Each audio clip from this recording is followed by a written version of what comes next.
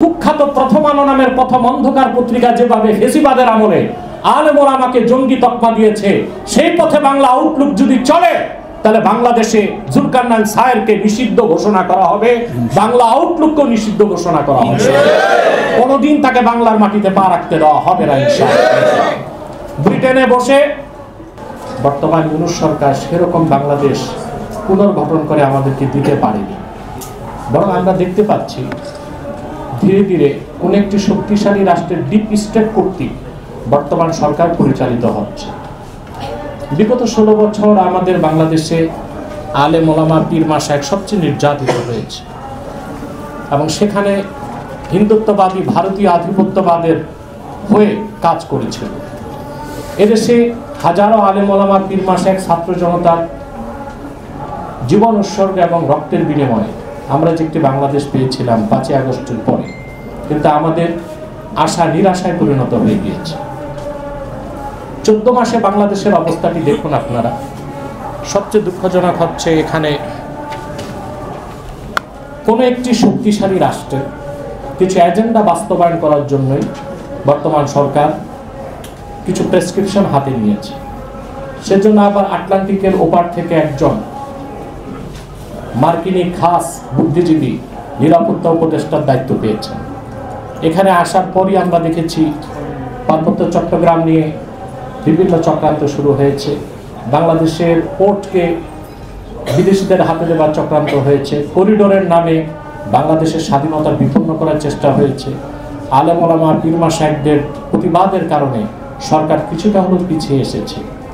কিন্তু মার্কিন যুক্তরাষ্ট্র কর্তৃক যে সংঘাত সৃষ্টি করা হয়েছে, ক্ল্যাশ অফ সিভিলাইজেশন, সভ্যতার দ্বন্দ্ব, প্রকৃত মুসলিম যারা ফান্ডামেন্টালিস্ট মুসলিম, প্র্যাকটিসিং মুসলিম, এদেশের আলেম ওলামা যারা বাংলাদেশে শরিয়া আইন চায়, যারা জিহাদ ফি সাবিলিল্লাহ বিশ্বাসী, তাদের সাথেই মূলত দ্বন্দ্ব চলছে পশ্চিমাদের। এটা হচ্ছে সভ্যতার দ্বন্দ্ব, এটা আমাদের বুঝতে হবে।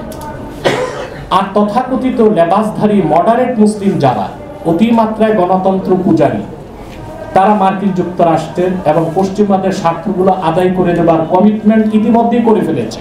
অর্থাৎ তারা যদি ক্ষমতায় যেতে পারে তো মার্কিন এজেন্ডাগুলো বাংলাদেশে বাস্তবায়ন হবে। সবচেয়ে দুঃখজনক হচ্ছে সেই এজেন্ডাগুলো বাস্তবায়নের জন্য বাংলাদেশকে একটি প্যারালাইজ স্টেট বানানো হচ্ছে। আপনারা দেখেছেন 14 মাসে বাংলাদেশে আইন শৃঙ্খলার অবনতি ঘটেছে, যোগাযোগ ব্যবস্থা বিপর্যস্ত হয়েছে, দ্রব্যমূল্যের ঊর্ধ্বগতি হয়েছে এবং সিভিল প্রশাসন ব্যর্থতার পরিচয় দিয়েছে, খুন রাহাজানি গুম আগের চেয়েও বেড়ে গেছে। এমনকি এখন পরিকল্পিতভাবে অগ্নিসংযোগ করা হচ্ছে বিভিন্ন প্রতিষ্ঠানে। এর সবকিছুই প্রমাণ করছে। তারপর আবার জুলাই সনদ ঘোষণার পর ঐক্য তো হয়নি, বরং অনেকের আগুন আরো দাউ দাউ করে জ্বলে উঠেছে। এখন রাজনৈতিক দলগুলোর মধ্যে চলছে ত্রিমুখী লড়াই, চতুর্মুখী লড়াই। এই সবকিছুই হচ্ছে মার্কিন যুক্তরাষ্ট্রের অশুভ চক্রান্তগুলো বাস্তবায়নের অংশ হিসেবে, এটা আমি শতভাগ নিশ্চিত করে বলতে পারি। এরপর আপনারা দেখেছেন এখন বাংলাদেশে সেই সব আলেম, বিশেষ করে মাহমুদুল হাসান গুনবী এবং আমাদের মৌলানা আবু সাঈদ সাহেব, শের মোহাম্মদ ভাই, তাদেরকে এখন টিটিপির সাথে জড়ানো হচ্ছে। তেহরিকে তালেবান পাকিস্তান, টিটিপির কোনো এজেন্ট যদি বাংলাদেশে থাকে, তা আমি মনে করি বর্তমান সরকারের মধ্যেই আছে। উদুরপিণ্ডি বুদুর ঘাড়ে দেবার জন্য যারা বাংলাদেশে, তাদের ভাষায় ফান্ডামেন্টালিস্ট, আমরা যারা শরিয়া রাষ্ট্র চাই, আমরা যারা জিহাদ ফি সাবিলিল্লাহ বিশ্বাসী, তাদেরকে প্রশ্নবিদ্ধ করে ওয়ার অন টেরর, আমেরিকার যে একটি স্কিম ছিল, প্রজেক্ট ছিল, সারা দুনিয়ায় তা ব্যর্থ হয়েছে। নতুন করে সেই ওয়ার অন টেরর, জঙ্গিবাদের তকমা দিয়ে আলেম ওলামাকে প্রশ্নবিদ্ধ করা, তাদেরকে শাস্তির আওতায় আনার অসুখ চক্রান্ত শুরু হয়েছে। বাংলাদেশে গৃহযুদ্ধ করাবে আমেরিকা, সেটার ক্ষেত্র প্রস্তুত করার জন্য। কারণ বাংলাদেশে আসতে হলে গ্রাউন্ড তৈরি করতে হবে। গ্রাউন্ড তৈরির জন্য সে ছুতো খুঁজে, ছুতো খোঁজার জন্য সে তাদের পোষা সাংবাদিক, কিছু লন্ডনে আছে, কিছু আমেরিকায় আছে, তাদের মাধ্যমে বিভিন্ন কল্পিত সংবাদ পরিবেশন করছে, যেন পরবর্তীতে আমেরিকা সিভিল ওয়ার্স করিয়ে বাংলাদেশে সামরিক হস্তক্ষেপ করতে পারে। কারণ আমেরিকার পশ্চিমাদের দীর্ঘদিনের এজেন্ডা হচ্ছে বাংলাদেশে একটা খ্রিস্টান স্টেট তারা বানাবে। পার্বত্য চট্টগ্রাম ভারতের মিজোরাম এবং মায়ানমারের আরাকান, এই 3টা জোন নিয়ে একটি খ্রিস্টান স্টেট তারা বানাবে। খাতা ইকোনমি খ্রিস্টান স্টেট চালাবে ইহুদিরা। আমরা কি একবারও কল্পনা করতে পারি ফিলিস্তিনের পাশে ইসরায়েল থাকাতে আজকে 7 দশক যাবৎ মুসলমান শুধু রক্তই দিয়ে যাচ্ছে? আমাদের বাংলাদেশের পাশে যদি একটি খ্রিস্টান স্টেট হয়, যুগের পর যুগ আমাদের রক্ত দিয়ে যেতে হবে।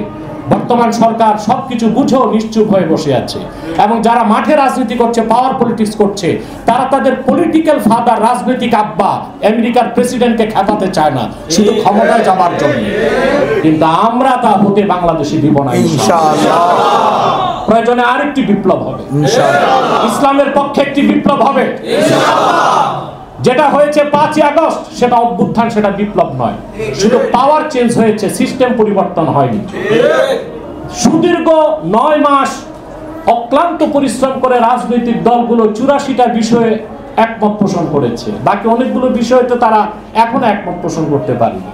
যারা স্বাক্ষর করেছে তারা আবার পিআর নিয়ে আন্দোলনেও নামতেছে। তার মানে হচ্ছে দেশের মধ্যে বিশৃঙ্খলা সৃষ্টি করা। দেশ যত অচল হবে, যত বিশৃঙ্খল হবে, যত অচল রাষ্ট্র বানানো যাবে, তত বেশি পশ্চিমাদের উপর বাংলাদেশকে নির্ভর করতে হবে। তখনই তারা তাদের ওষুধ চক্রান্তগুলো বাংলাদেশে বাস্তবায়ন করবে। আমি সুস্পষ্টভাবে নিন্দা করছি জুলকারনাইন সাহেবের। বাংলাদেশে জুলাই আন্দোলনে আমরা জুলকারনাইন সাহেবের ভূমিকাকে স্বাগত জানাই, কিন্তু কুখ্যাত প্রথম আলো নামের প্রথম অন্ধকার পত্রিকা যেভাবে ফেসিবাদের আমলে আলেম ওলামাকে জঙ্গি তকমা দিয়েছে, সেই পথে বাংলা আউটলুক যদি চলে, তাহলে বাংলাদেশে জুলকারনাইন সাহেবকে নিষিদ্ধ ঘোষণা করা হবে, বাংলা আউটলুককে নিষিদ্ধ ঘোষণা করা হবে। কোনোদিন তাকে বাংলার মাটিতে পা রাখতে দেওয়া হবে না ইনশাআল্লাহ।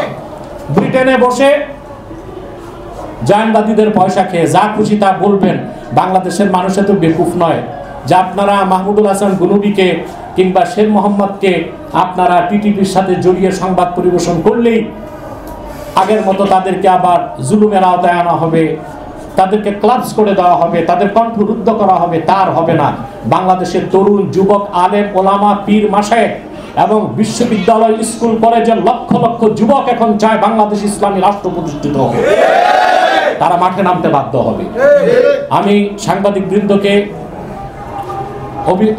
ধন্যবাদ জানাচ্ছি। আজকের আয়োজনটা খুবই দরকার ছিল।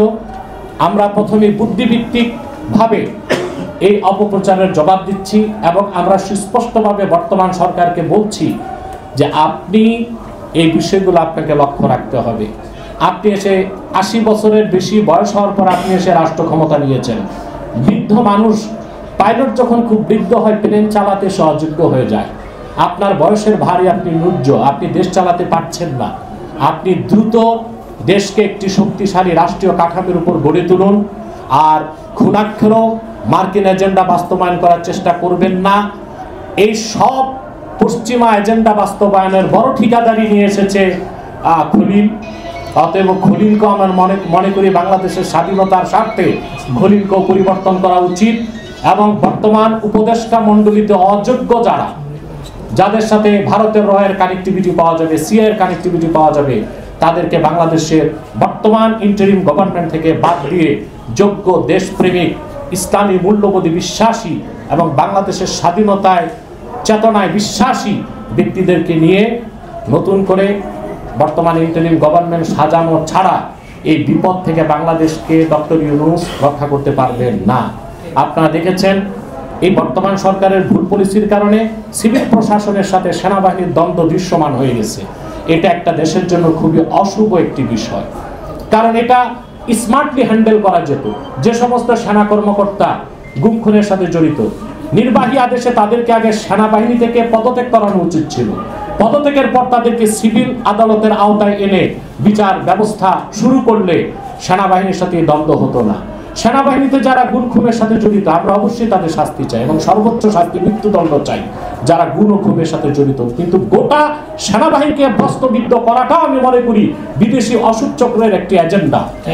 একটি দেশের সেনাবাহিনীকে যদি প্রশ্নবিদ্ধ করে দেওয়া যায়, তখন সেই সেনাবাহিনীর বিরুদ্ধেও যে কোনো পরাশক্তি যুদ্ধের ঘোষণা দিতে পারে তথাকথিত গণতন্ত্র ও মানবাধিকার রক্ষার নামে।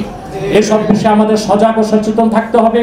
আমরা মনে করি জাগ্রত বিবেক লালন করে সাংবাদিক ভাইরা, আপনারা কোনো ধরনের ইন্টেনশন না রেখে ইসলামের স্বার্থে, জাতির স্বার্থে, দেশের কল্যাণে কাজ করে যাবেন, এই অভিব্যক্তি ব্যক্ত করে আমি এখানেই সমাপ্ত করছি। সকলকে ধন্যবাদ।